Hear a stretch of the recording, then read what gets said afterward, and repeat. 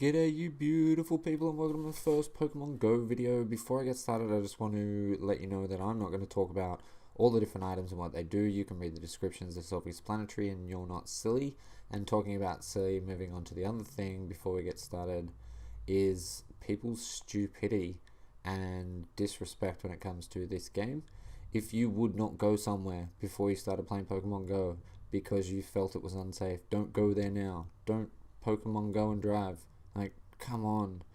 Just think about things. Don't be stupid.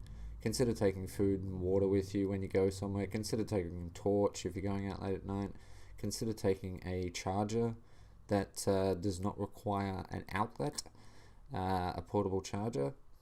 And on the respect front, don't sit out the front of someone's house at 3 o'clock in the morning ranting and raving about how you found a Blastoise. They don't care. They're trying to sleep. Have some respect. But with that out of the way, let's move on to just some general basic tips as far as playing Pokemon Go. Okay, so in the background you can see as I go to throw this ball, I hit the colored circle which is within the white circle. If you hit it around about where I did there, so when it's at its full size down to about 75%, you will get a nice throw, get you an extra 10 XP, which is always nice, it's helpful. If you go even further and you hit that circle or within that circle while it's at about 75 to I think somewhere around about 30% of its size, you will receive a great throw. That's an extra 50 XP, so that's 50% of what you would have got, which is once again very helpful. And if you take it one stage further and you hit inside or hit that circle when it is at its smallest, around about 0 to 30% or 25%, you will get an excellent throw. It's worth double the XP of actually catching the Pokemon, an extra 100 XP. That's huge. It's going to halve your grind, so make sure you aim for those better throws. You do actually have a better chance of catching the Pokemon when that circle is at its smallest, so you're better off to go for it altogether. Okay, so moving on, in the top corner of the screen there you can see the little shield icon. Every Pokemon that you have in a single gym will change that 0 to a 1. If you have 3 Pokemon in 3 separate gyms, that will be a 3. Once every 21 hours you can click that shield and you can get yourself 500 Stardust and 10 coins for each of those Pokemon.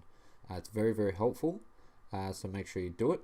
What I generally recommend for people that are starting out on the game is just stay away from gyms. You're just going to be wasting your time. You're going to be using all your potions and your revives, which you may not care about, but fair enough, but you are actually kind of wasting your time. If you are going to fight, pick your fights. Make sure that your 6 Pokemon can beat what is there. I still kind of avoid fights in gyms at the moment. I just focus on getting my levels up, getting my XP up. Okay, so what I do day to day is I try to get myself into areas where there are a lot of Pokestops. I hit them up as many times as I can. I try to find massive groups of Pokestops that are close enough together that I can actually hit them up at the same time. Put down Pokelures and incense and try to drag in as many Pokemon as I can and maximize my captures. So in the background there you can see I get a couple of Pokeballs and an egg. On the topic of eggs, what I strongly recommend that you do, if you saw that there was a incubator there with an orange bottom, that is a permanent incubator. I recommend that you use that for everything. Just spam the 2k and 5k eggs into that. Any blue ones that you get, if you are getting 10k eggs, pop them into the blue ones because they only have 3 uses, so you might as well use them for the 10k eggs. Get as much out of it as possible. They are great because you get a higher amount of candy, you get a bunch of Stardust, and you can potentially get Pokemon that you do not have. Another thing that I do to get my level up on my journey to become a master trainer is use lucky eggs. Now you want to use these at the right time. What I generally do is, in my area there is an absolute abundance of Pidgeys, Caterpies, Weedles and Doduos, so I don't evolve them. I don't use my Glimmer and my candies to upgrade any of them. what I do is I generally keep about 4 or 5 that are the strongest, and I hand the rest of them in. If you go to the character sheet for each of the Pokemon and scroll down to the bottom, there is a button that says transfer. You can transfer that and receive 1 candy. So if I have a lucky egg in my inventory and I am very close to a bunch of Pokestops, I can see that a bunch of people are putting lures down and such. What I will do is I will pop a lucky egg, I will spam all of those evolutions. The Weedles, for instance, are extremely good. You only need 12 candies, and as I said, they are in abundance. So I will evolve all of them, get 1000 XP for each of my evolutions. I will go around catching as much stuff as I can, hitting up all of those Pokestops, and your level will increase exponentially. When you're at a lower level, you will go up multiple levels in that half an hour. I've gone from 15 to 16 in about 20 minutes. So yeah, it's very, very useful. Lucky eggs are probably the best thing in the game. But as I said, lucky egg, incense, lures, and stack up all of your evolutions. Keep all those candies ready to go. Also, talking about the candies, do not waste all your candies and your Stardust upgrading any of your Pokemon. Just wait until you're up to 20. I know it's a long way away and you're tempted to just upgrade that Dodrio so it gets to 600 or it gets to 700. Don't do it. Just save them till you get to around about level 20.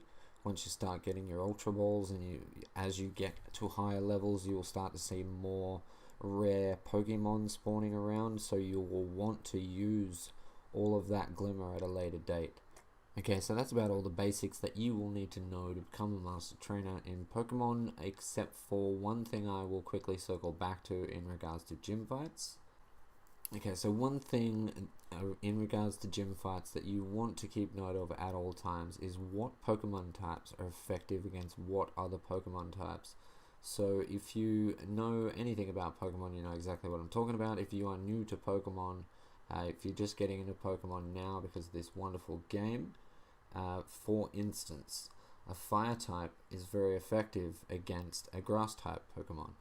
A Water type Pokemon is very effective against a Fire type Pokemon. It's not actually too hard to come to grips with once you have a little look at that map. A lot of it will be very self-explanatory. You'll remember a lot of them off the top of your head, like Fire and Water, for instance. Some of them are a little bit trickier, like flying types against fighting types. But the more you play, the more you'll learn, and soon you will be very, very, very efficient in your gym fights.